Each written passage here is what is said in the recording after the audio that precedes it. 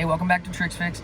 I'm going to be posting a video today because I have so much time on my hands now. I'm only working like 4 to 5 hours a day, but I'm training like 4 to 5 hours a day, and the more I train, the more I learn, and the more I learn, the more I want to give back to you guys. I don't want to sit on the knowledge that I gain as I'm training. I want to get it out as fast as I can so that I don't dilute it in my head. Basically, if I learn something, I want to get it out, and then that way when I look back, I'll be like, oh, that's why I did that. Like if I'm training, like triple cork, and then I look back on how I did my very first triple cork, that's gonna help me. Versus if I'm failing it and I'm looking at the one from yesterday, like it might not be as relevant. That's why I'm doing it today. And so I might be doing that more often, just kind of post randomly if this continues to be, if I'm able to train this much and have as much free time as I am having. So what are we talking about today? Today, I'm going to be talking about how I've been able to progress so fast and consistently. We're going to talk about 3 points. I'm going to be talking about how to plan, how to train smarter, and how to be healthier. Those are the 3 things that I focused really, really hard on, and that really just started opening things up and started making a big difference. Because when you get to like being able to, I guess, combo double cork is pretty much the plateau point, because you see plenty of people who can do that, but then you see very few people who can triple cork. That jump is just very, very large. And then also being able to consistently do dub variations, there's also less of those people. And it's like, why is that jump so difficult? And I think these are going to be steps to make it much more probable for people to reach the triple cork level and snatch cannon level, all those moves that you want that, they're really not that hard for me. And when you get to this level, this is why can they hit them consistently? That's what I'm going to talk about. Let's dive in. All right, point number 1, planning. So there's gonna be 3 things in planning. We got plan your progression, plan your session, and plan your life. Okay, so planning progression. I'm not talking about specifically the session here, because that's gonna be the next point. What am I talking about by progression? How do you plan your progression? All right, this is what you do. This is actually pretty simple. You figure out what moves you want to do, like you really want to do, like your life depends on it. For me, comboing triple cork is like the biggest deal ever. I want to be able to consistently combo triple cork, and I want to be able to consistently combo dub variations. That one is even farther out. And then I also want to be able to do cheat 12s. Double B was a big one for a long time, and snap was for a long time, but I got both those down, so that's awesome. So basically, what moves do you want that aren't in your skill set that you're willing to train really hard for? Okay, and now the next step for progression, what moves are you already really good at? Okay, so for me, I told you, I really want to combo triple cork. I really want dubs in combos consistently. I want double B and snap, okay? But at the time, before I learned double B and snapu, I sucked at them. I was so bad at double B and snapu. It actually took me a straight month. I would train like 3 times a week. Every single session, I spent the first half hour spamming double B and snapu. That was it. And I didn't land a single one till the end of the month. And then, but once I did, had them on smash. Easy. Didn't fall on another double B or snapu if it was the singular move by itself.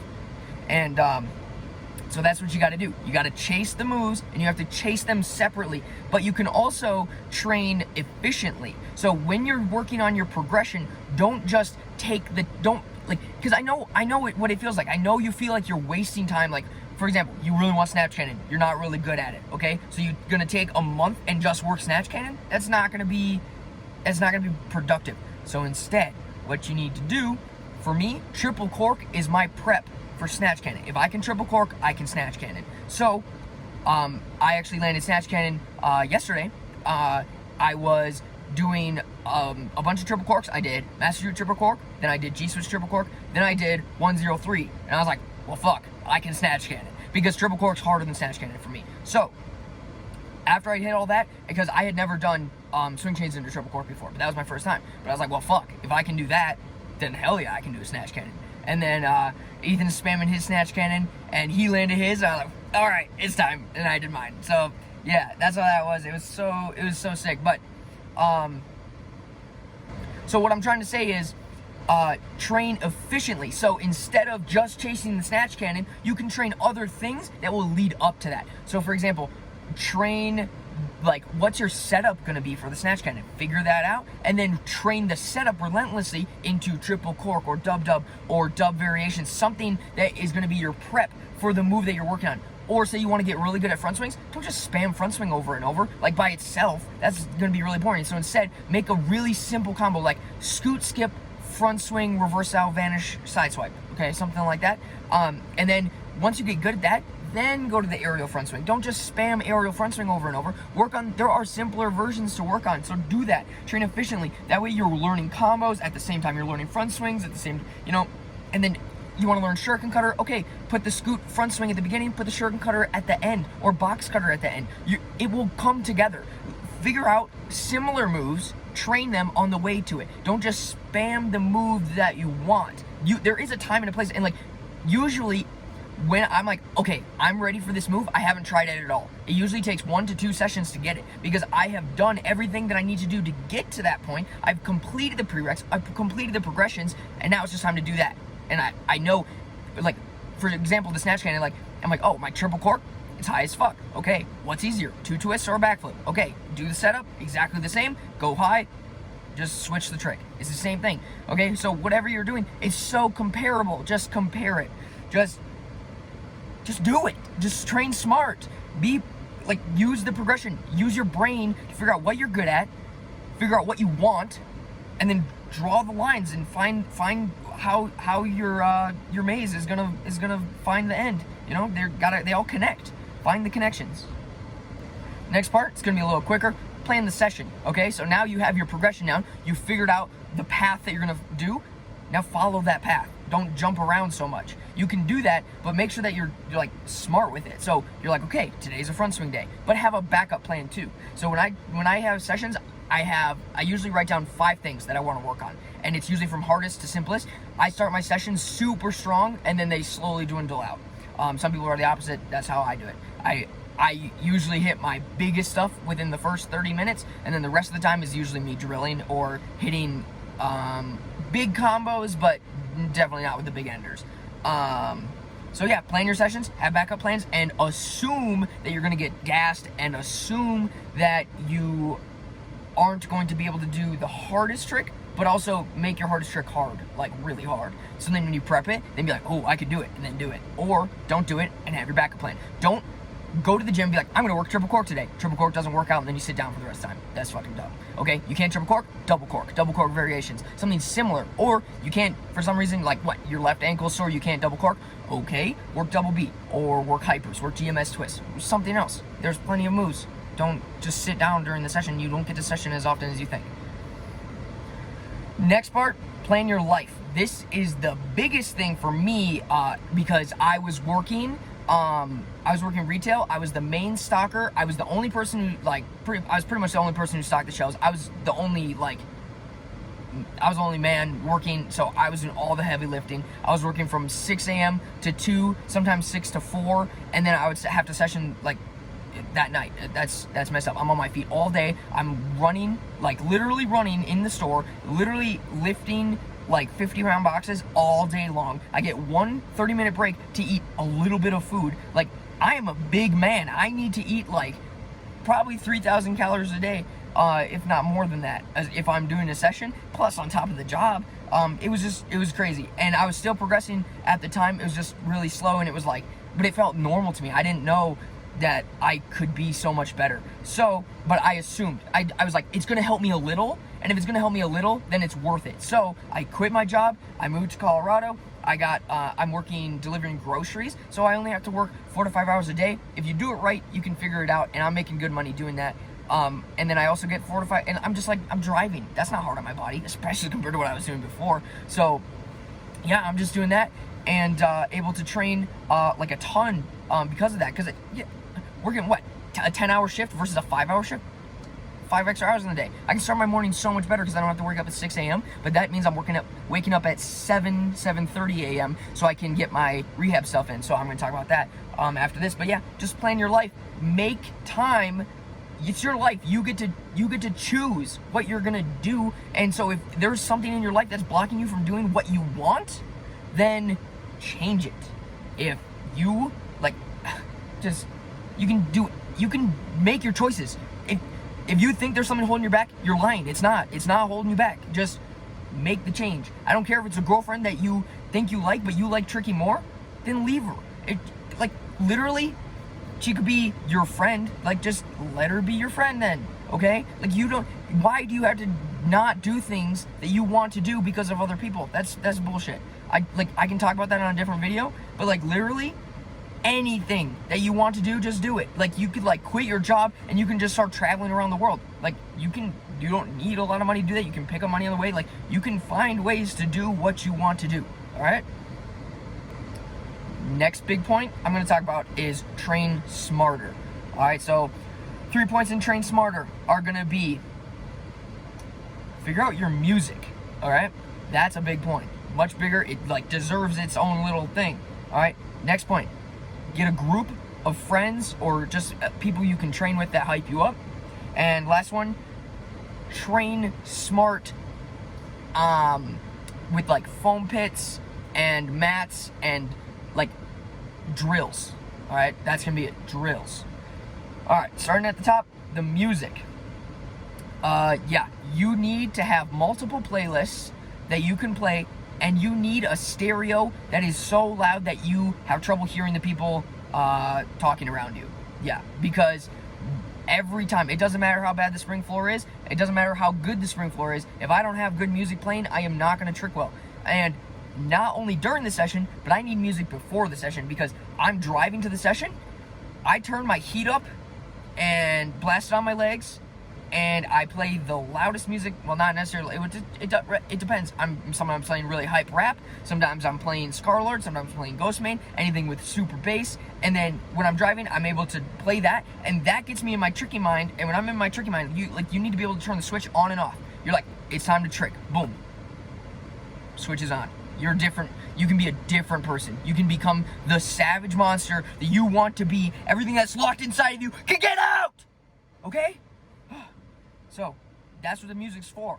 To let it out, to help you flip the switch. And when that music's on, my brain can think of combos so fast, and I sometimes just have to write that shit down, or say it out loud to whoever's in my passenger seat, be remember that. And then I get there, I write it down, because it just triggers stuff. You get going, and then you get hyped. When I'm driving to the session, I have my music on, I'm already sweating. Because my body knows that it's time to session.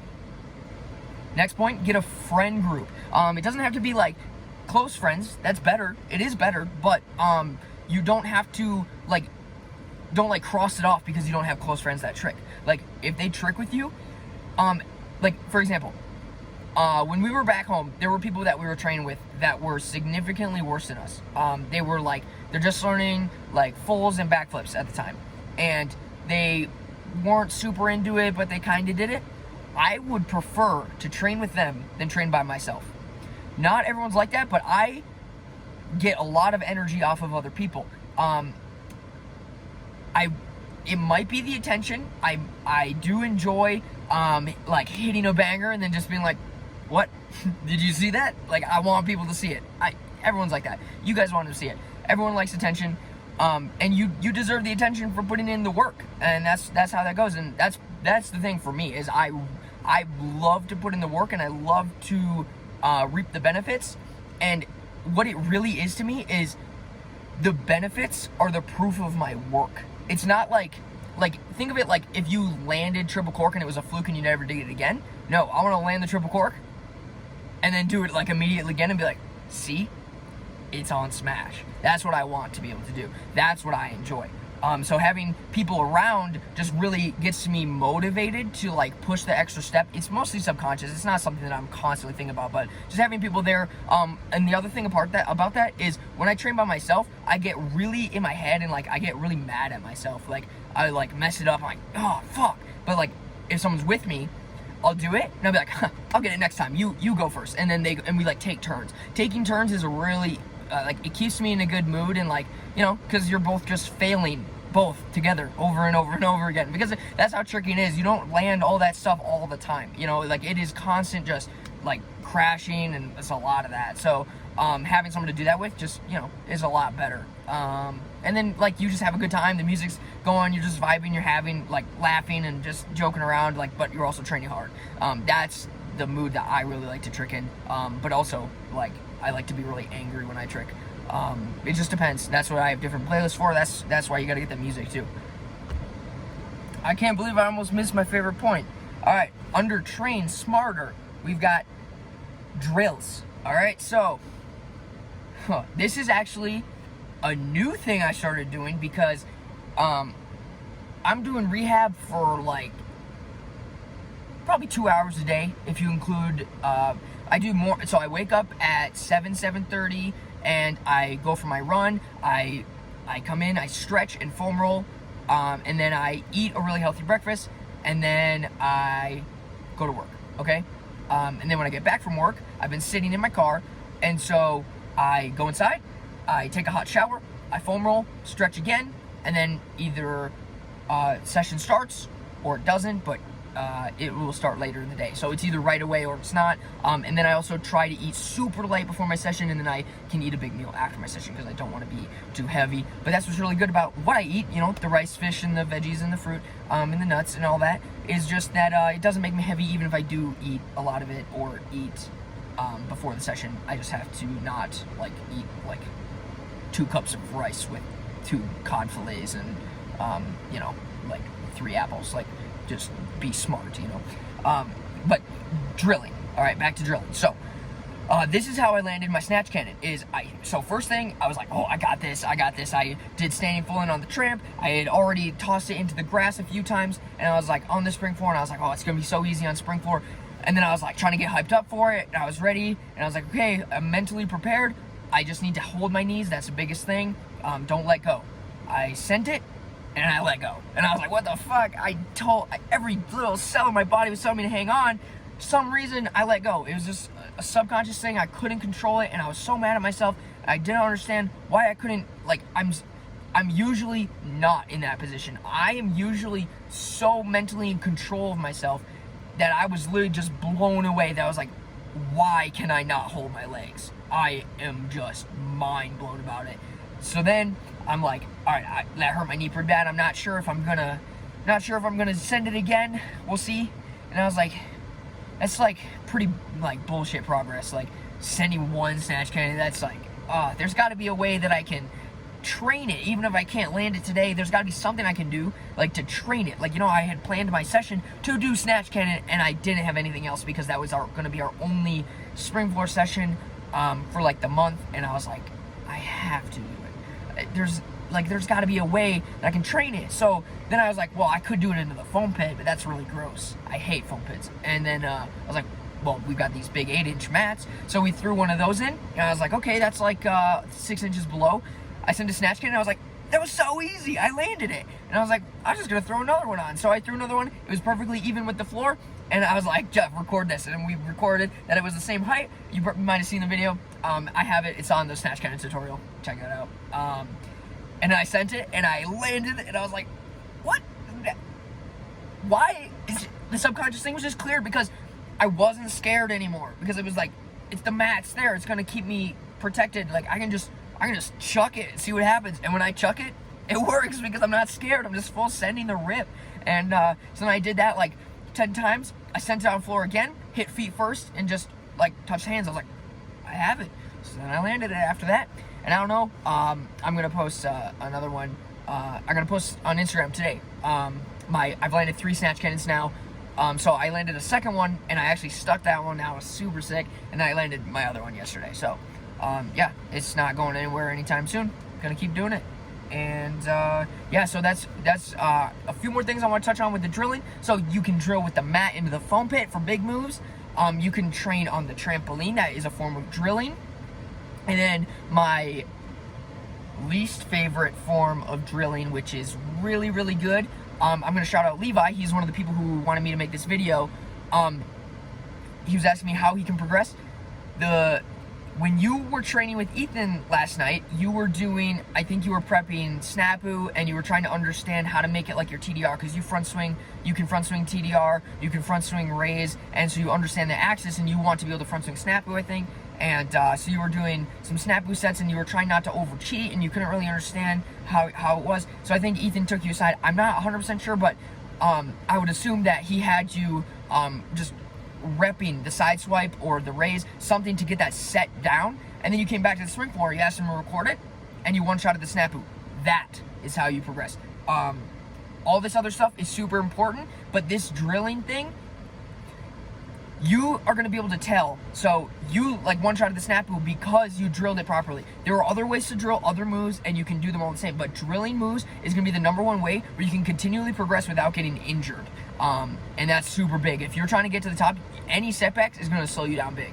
So doing that is going to be huge. And then also, while you're doing those drills, you'll be able to tell, like, so you send a snatch cannon and you're like, there's no way I can do that. Okay, that's when you need to start looking at the rest of these things, all these other points that I've listed, and see what you can apply that's going to change how maybe you're not strong enough. Maybe you need to start working out, add workouts to your rehab, those types of things. Next part I'm going to be talking about is be healthier.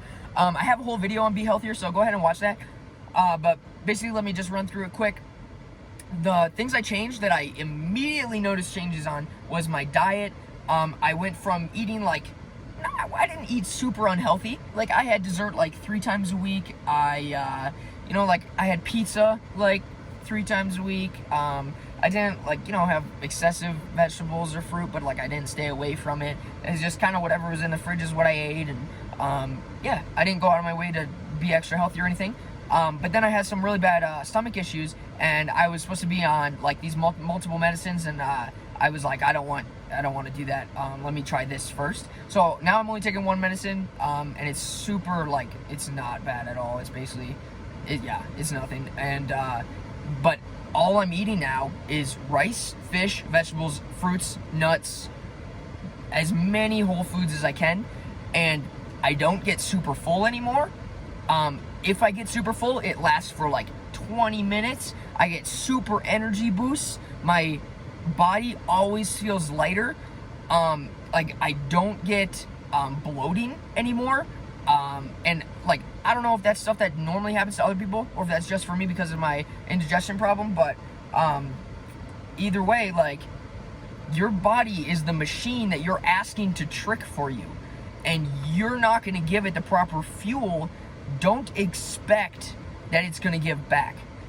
Like, here's another thing I want to say. So, in Colorado, obviously, a lot of people are smoking, a lot of people are drinking. We're all in our 20s, we're all partying, right? I try my best not to put the poison in my body, and that goes for like desserts, chocolate, smoking, and drinking, like once a week, twice a week, that's all fine.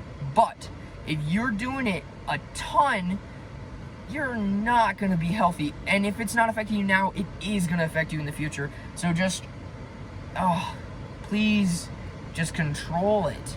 Like, and if you're like a really, really good tricker who does that and you're like, it doesn't affect me, imagine if you stopped. What would, like, you're so good even with this poison. Imagine if you stopped. Because we know that it's bad for you, and we know that eating healthy is good for you, and you're already at that level. That means that you're probably not setting the stakes high enough. If you're just comfortable with where you're at, or you think you can keep progressing, imagine how fast you could progress if you didn't. Maybe it's not worth it, but I just want to throw that out there. Next part of be healthier is train longer. All right, so I go to the sessions. It's so sick in Colorado. We get like, they're all over 2 hours, all the sessions, and sometimes 3 hours. Yesterday's session was 3 hours. That is insane. All our sessions back home were an hour and a half to 2 hours, and even on grass, like, we just weren't used. Like, on grass, like, it's so much harder to train longer than that. But on the spring floor, oh my gosh, we can go forever. And I've been running every day in Colorado to get used to the air here, and it is making, like, it's helping a ton. But basically, I don't know if it's a motivation thing. I don't know if it's like people didn't plan their session properly, but I go to the sessions, it starts off fire, everybody's just throwing bangers, everyone's warming up, it's crazy, everyone's having a good time, and then an hour in, people start trickling out, okay? Now there's more room on the spring floor, so now people who are really gonna go off, all right? And then they go off, now they're all tired out, and they leave the floor. There's an hour left of the session. Guess who gets the floor? Me. I don't stop.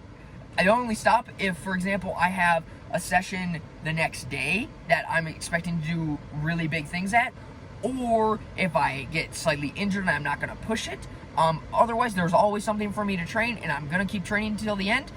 Sometimes I use the last 20 minutes, 10 minutes to do a really good foam roll, really good stretch. But I'm pretty much training for the entire time. I force myself to do that because, okay, what's the best exercise for tricking? What you think running is going to help? So you're going to run for 3 hours and then trick for, like, how long do you think you're going to trick? What if you just tricked for 3 hours and then you got really good tricking endurance, right? Like, you don't need to do other exercise necessarily to get good at tricking. The other exercise is mostly rehab based. Running is to warm up the body, loosen up the joints, and get your oxygen levels good, get your endurance, like respiratory, all strong, which isn't, because tricking is not as like endurance focused for the lungs. It's more anaerobic, so you're just doing explosive. You can even hold your breath when you trick, not recommended, but that's my point. So that's why tricking longer is going to make you better, because also, what if you trick like 1 hour for 5 sessions a week?